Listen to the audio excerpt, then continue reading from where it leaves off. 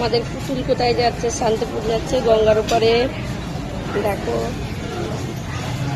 বলে দাও একটু, শুনু বলে দাও। গঙ্গা পার হচ্ছি, দেখো দেখো গঙ্গা।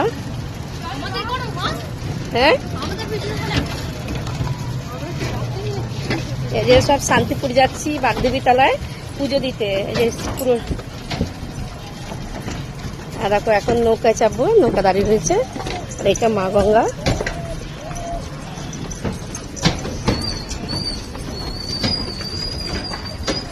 নৌকায় চেপে গেছি।